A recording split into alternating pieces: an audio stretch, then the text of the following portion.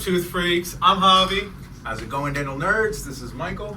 This is Madi and welcome to our third episode.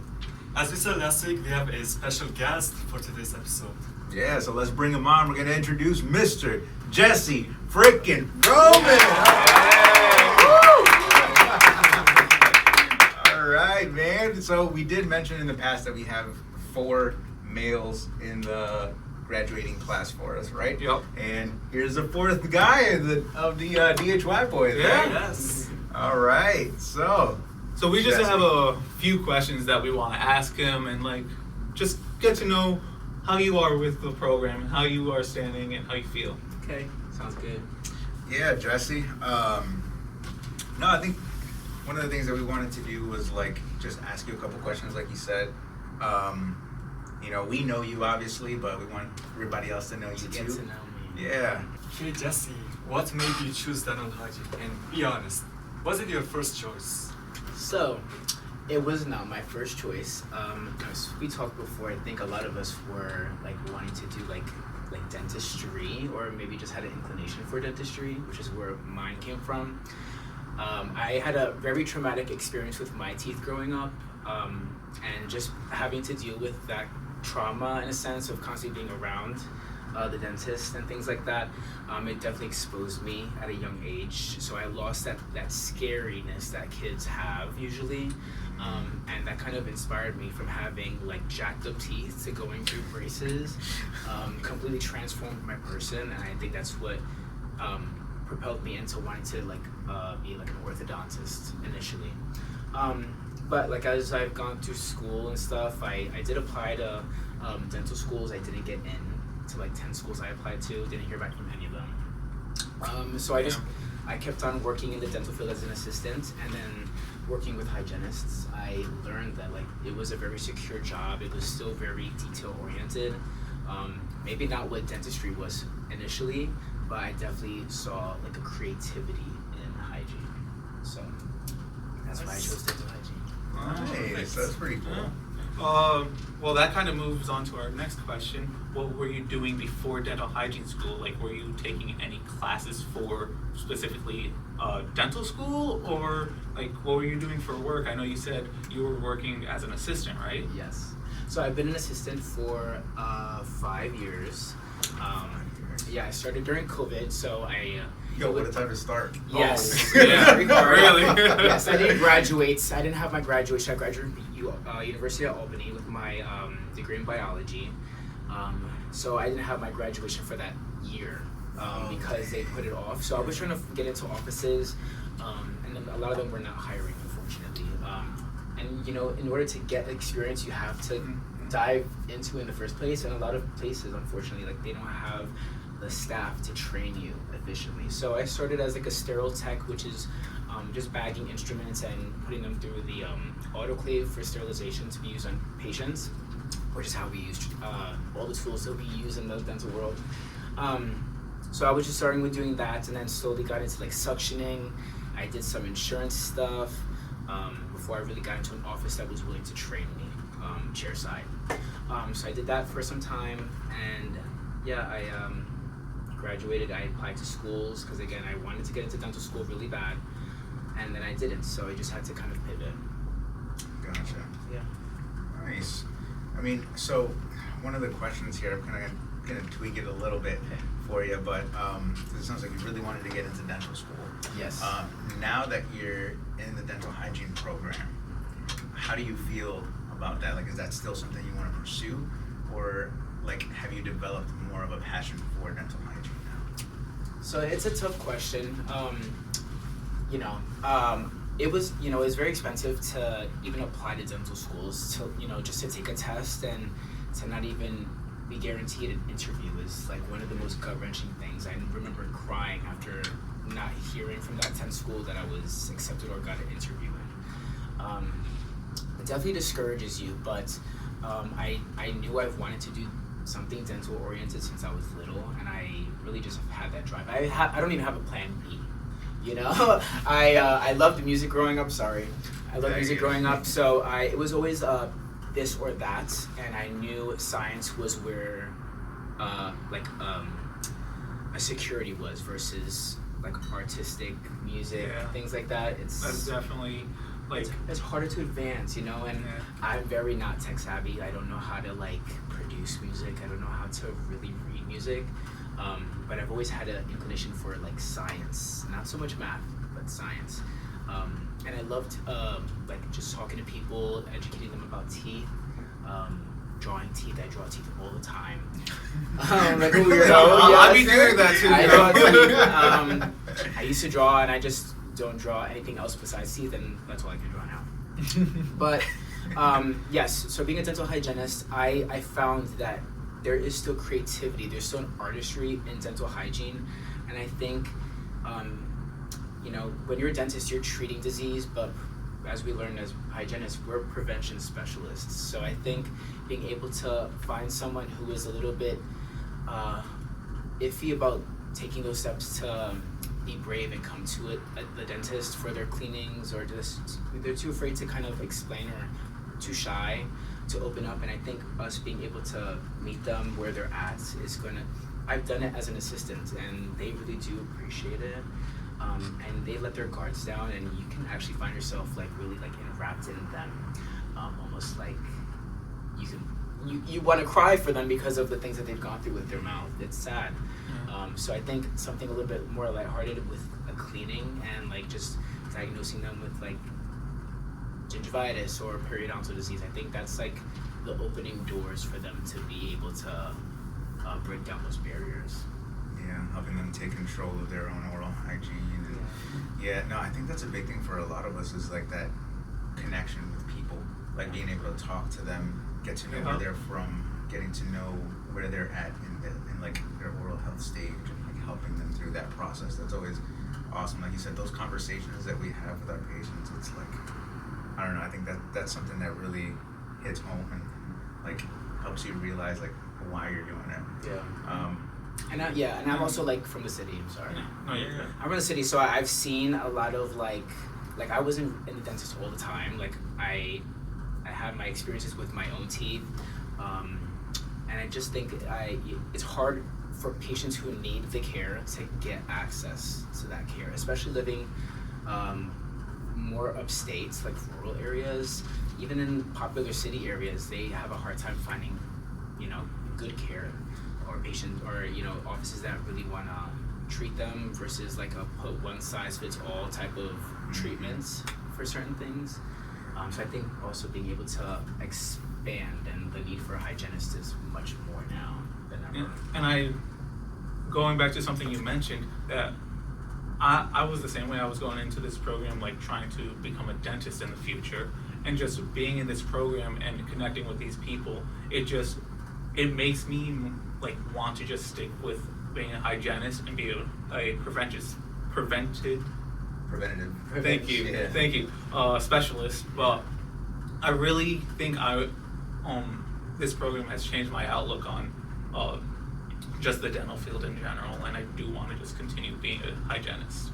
So, and honestly, these boys are young, but I'm 29 and I'm so done with school. I'm so done with school. Thanks, Jesse. Thank you. Appreciate that, you're young, yeah. I'm tired of school. I've been doing it since literally birth, and I'm like done. I will feel just grateful to even get through this program. This program has definitely taught me, like, if I can't deal with this stress, I'm definitely not dealing with the stress of dental school. Yes, speaking of school, like since now that you're in the dental hygiene school, Yes. tell us about your first day in clinic. What went wrong? Is this It with went anything? right. Maybe he Maybe has a something went perfect right. name Is for this it. like pre-clinic or clinic? Like, is It's this? a clinic. Clinic, yeah. I was fortunate because I had my partner to be my first patient, so a lot of the anxiety was gone. Okay. I was able to really take my time with him. He's there to kind of reassure me, like, you're good, relax, breathe, because I have ADHD, so my brain is all over the place. I can see how it plays out in practice in the real world, but in clinic it's a whole different story. Very structured, very pointed, stoic movements. Intentional always. movements. Yes. Very. And like, yeah, that's the hardest part, I think. It's just managing everything, but keeping it streamlined and linear. But that's pretty much it for now. Yeah. Oh man, yeah, that's good. Having a good first experience, I think that's important for sure. What's something that happened that you'll never forget, or that you couldn't have believed that would have happened? Like traumatize me? Or like... Yeah, we can go along with that. You're good at drawing. Yeah, give us a trauma and give us like something that went really well that you're... A good and a bad, okay. It could have been my 2 advanced patient. I think to get through all those assessments and one thing was the quickest I've ever had to be on top of a patient. Because it's like being super detail oriented could be to our disadvantage, and I have ADHD. I have to check it 3-4 times to even move on. And sometimes when I want to just get it done, it's like I feel like I have to catch everything. And sometimes it's an hour has passed by and I haven't really made any progress. So I think I was happy with that turnaround for that one patient, and I think getting finished with our first actual treat patient was a rose. Yeah. The thorn, I think, is having a whole appointment go well and catching a 0, and then it invalidates your whole experience with that patient. It's like, yes, I have to be clinically oriented, but I can't even like submerge myself into this experience without that level of anxiety kind of reinforcing itself at the end of an appointment that I thought turned out really well. And I thought it was very discouraging. Like It's a a 0 rough for one. clinic, It's but just not for very- the patient. Yeah. Like, Yeah, you I were had good to with the get- patient, Exactly. but then just for clinic, And some then to be met reason. with that, I understand, accountability in this program, and I think it only is going to help us make us more refined. Yeah. That's the purpose. Yeah. It is, yeah. But it's definitely bittersweet. I see. where you're Yeah, coming from. yeah. Yes. Yeah, because you're like, oh my god, I did so good, and then it's like, oh, I got a 0. Trauma. Trauma.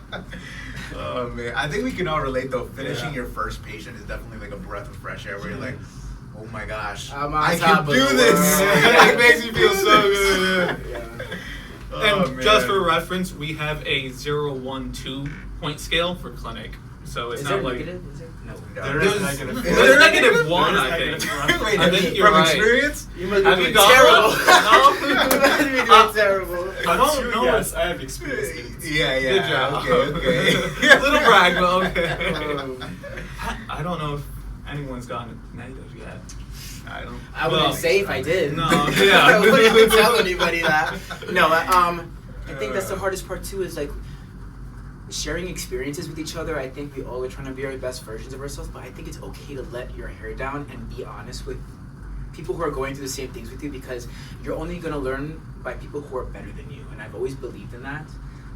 So I'm never too big to be told about something I'm doing wrong. I get what you're Okay. saying. Yeah. And from my experience, I think because of like what I did before, where I'm like working in like manufacturing and working in like, just grease monkey type of Yeah. stuff. People just talk to you like just as a matter of fact of things. So you're like, Yeah. to me, when like in clinic, when people say stuff like that, oh, you got to do this better, like something's going on or whatever, like to me it's like, it just sounds like, oh yeah. Yeah, I have the same mindset just because I have my crew chief when I'm working in the summer.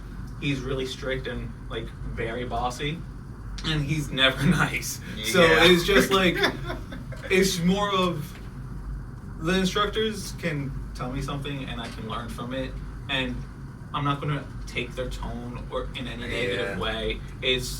I'm gonna take the information they're giving to me and try to prove myself with that information. Yeah. And it's just Yeah, it's never personal. I Yeah, think that's it the is, thing. yeah. Sometimes we take it personally because of how it comes Yes. off. Yeah. But I think understanding like sometimes it's just communication. So it's like, they have a job to do at the end of the day too, and their job is to make sure that they're telling us the importance of something and helping us understand the magnitude of whatever our actions were during that time. So, but yeah. Well, let's see where we at with time here, Red. we're good. We're good. We're good on time. All right. So, as you have said, things can get pretty stressful. All right. So, during school, when things are stressful, what kind of helps you out? Like, what advice would you give younger Jesse Roman just starting out dental hygiene school? He's just got accepted. He's like, oh, I can't wait. What advice would you give yourself, or obviously the new students coming in?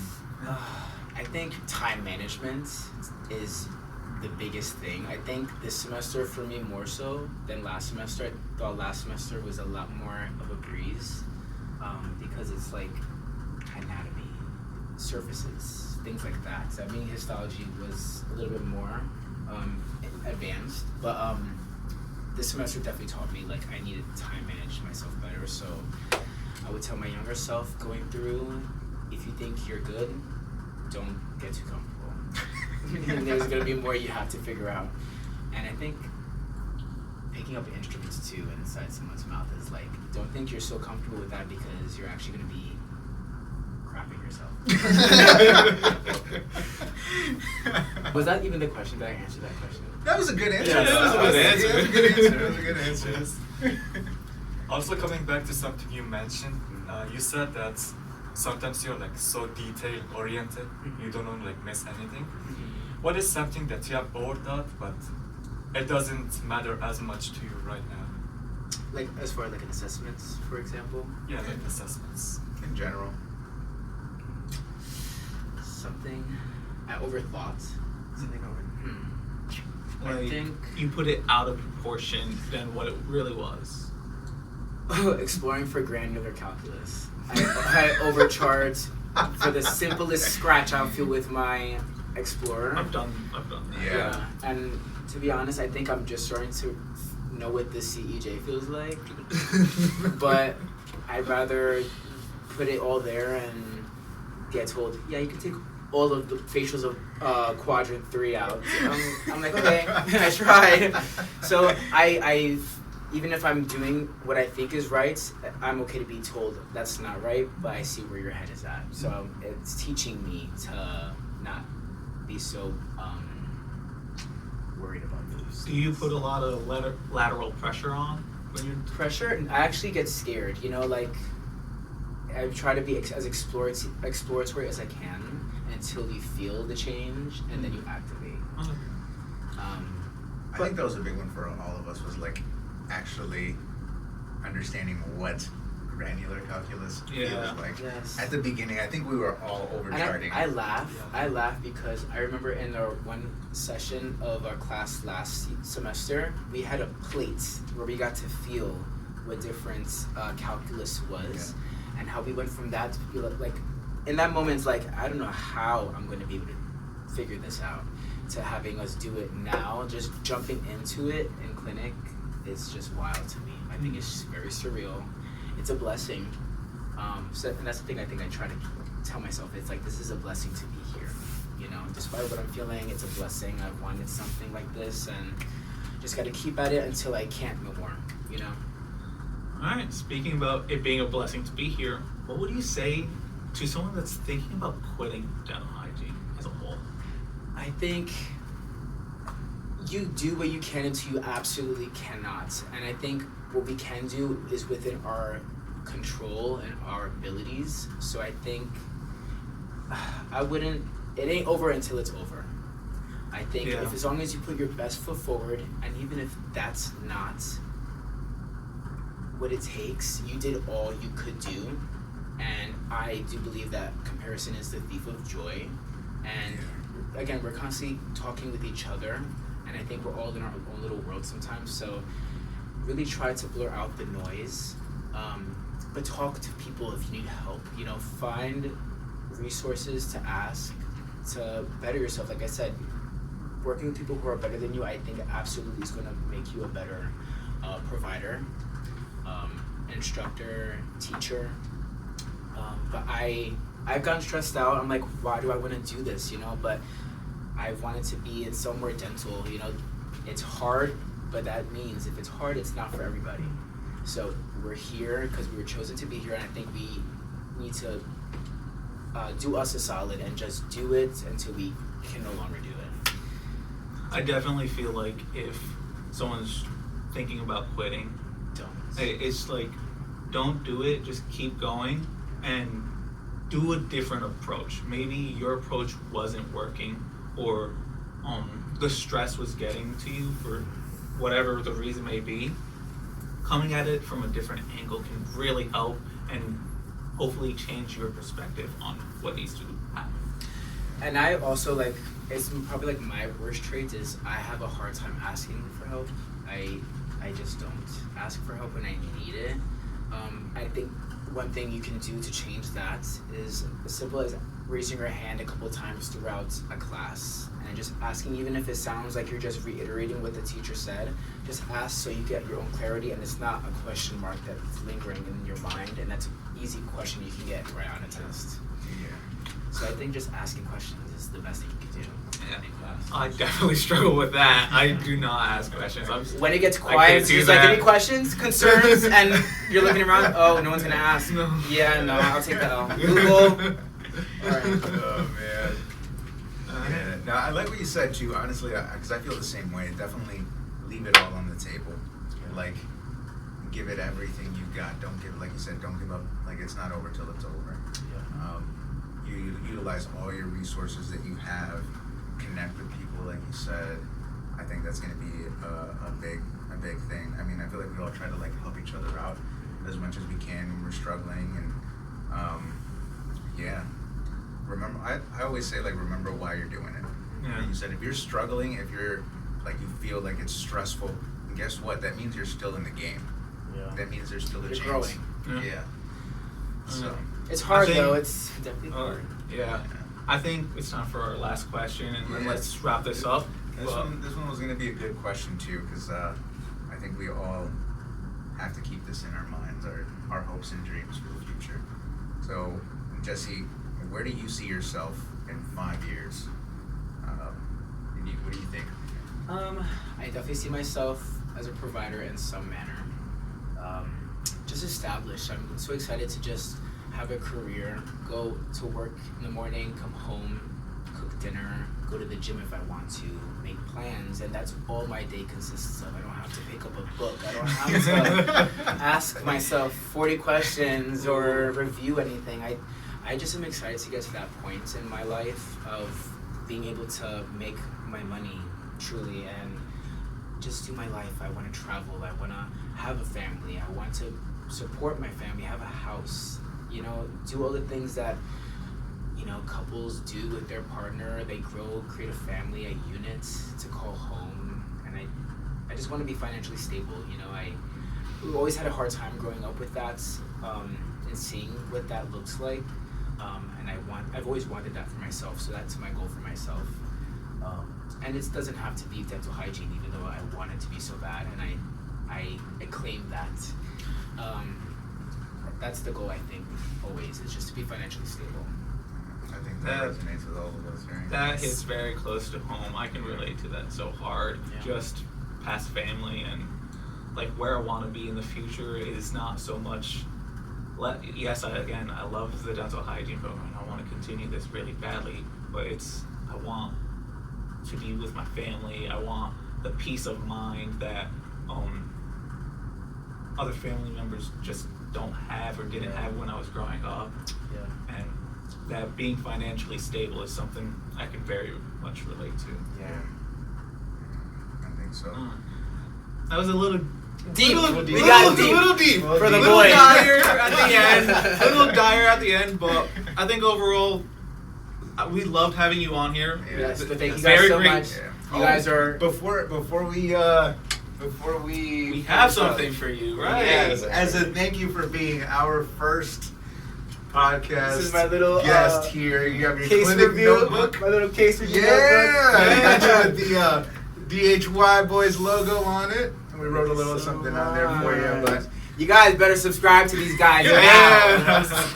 now. Link in bio, all that. But definitely honorary member of DHY Boys. Yeah. Appreciate So, you guys. Thank you so much for this privilege. no, man. for being here. Yeah, Alright. I think we all are excited.